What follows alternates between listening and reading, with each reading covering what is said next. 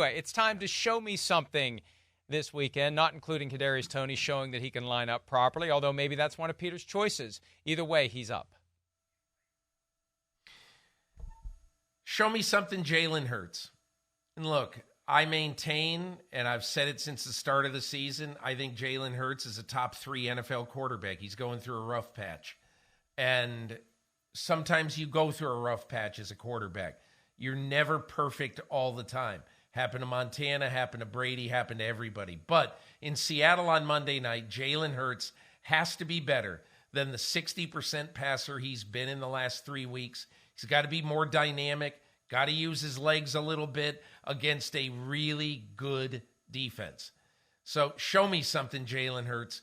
Go to Seattle and make sure that your team resumes what should be a Super Bowl contending season.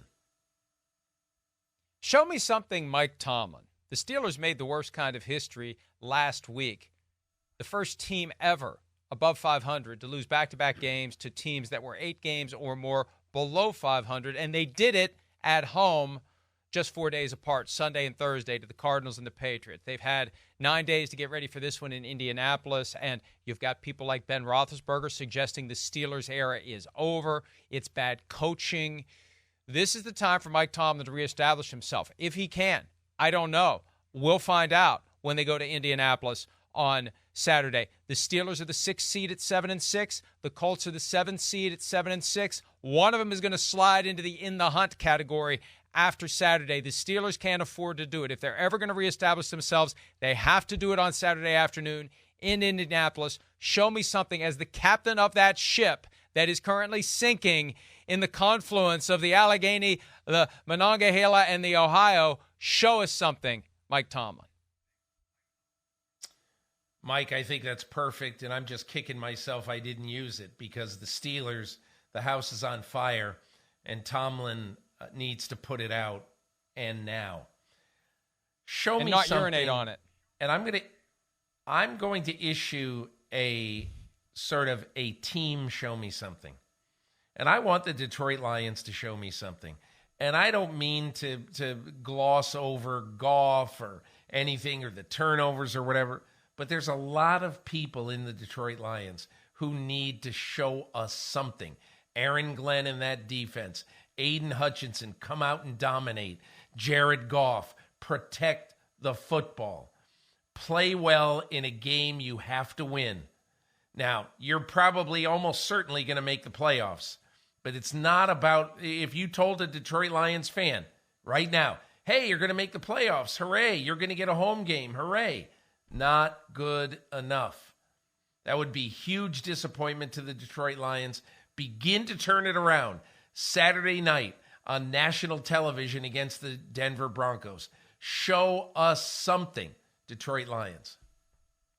Yeah, this was a team that had the table set for the 1 seed. And now they have to worry about possibly losing the division to the Vikings. Okay, show me something, Tua Tagovailoa. We talked about him earlier.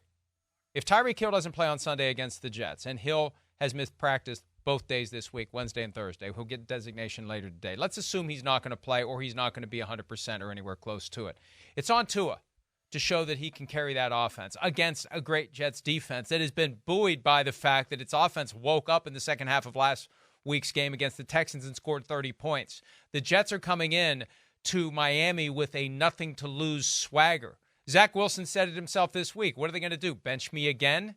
So they have something that was flickered on Sunday against the Texans. And now the Dolphins are reeling after losing at home on Monday night. And without Tyreek Hill, whose value will be proven by his absence, it's up to Tua to make it happen, to move the ball and score enough points to avoid the losing streak from striking 2 and opening the door potentially for the Bills to take them out as AFC East champions. There are the picks so far for Week 15. Show me something. Round 3 begins now. Peter King is up. Show me something, Joe Flacco. So the story is wonderful. It's very cute. Flacco comes off his couch. He's won a couple of games.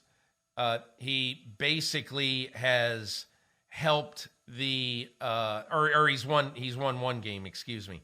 And he's basically solidified the quarterback position and made it possible for the Cleveland Browns to make the playoffs when everybody thought, oh my God, they're going to go down in flames after losing Watson and all this other stuff. But it's gone from being a cute story to now being a story that, okay, you've thrown 5 touchdowns in 2 weeks. You've played well. You haven't played great. You've played well, okay? And right now, to me, the last month of this season, the Cleveland Browns have it right in front of them. You tell me, here's the 4-game stretch. Chicago at home, at Houston, Jets at home, at Cincinnati. You tell me, and they totally have Cincinnati's number over the years, and now Burrow's not playing. So you tell me, are there any of those games they can't win? No. Joe Flacco, you've got to win 3 of the last 4 and send the Cleveland Browns into the playoffs. So show me something this week against the Bears. Show me something, Baker Mayfield. And I say this in an aspirational way. I spoke to him after their win against the Falcons on Sunday. He returns to Lambeau Field. This is the game they used to call the Bay of Pigs. The Bucs at the Packers back in the 80s when they were horrible and they played each other twice per year. But it was 2 years ago on Christmas Day that Baker Mayfield and the Browns went to Lambeau Field, and Mayfield had 4 interceptions in a game the Browns lost by only 2 points. This time around, the Buccaneers have their playoff fortune in their hands. They run the table. They win the division. They need to steal this one from the Packers, who are desperate to turn it around after losing on Monday night at New York. It is not going to be easy, but this is the opportunity for Mayfield, who is a fighter and who has proven that he has a place in the NFL. He wants to stay in Tampa. The best way to convince the people in Tampa Bay to keep him on the Buccaneers next year, win the division, and start that process by going to Lambeau Field in that historic venue and taking out the Green Bay Packers. Peter, and we're done with our draft with 45 seconds to spare. Final thoughts from you. Mike, I was just going to say that if we had a 4th round, I'd say, show me something Jordan Love. Played an awful game Monday night. He's got to come back and do well in the reincarnation of the Bay of Pigs. Chris Berman's Bucs-Packers just one of many great games of all time. Absolutely. Plenty of great games on Sunday. Remember, 3 games on Saturday. It all ends Monday night with the Eagles traveling to face the Seahawks. We'll have you updated all weekend long at ProFootballTalk.com. Thanks, as always, for some of your time. We'll see you back here again Monday morning. Hi, it's Mike Florio. Thanks for watching PFT on YouTube. Hit subscribe for the latest news and analysis from Pro Football Talk.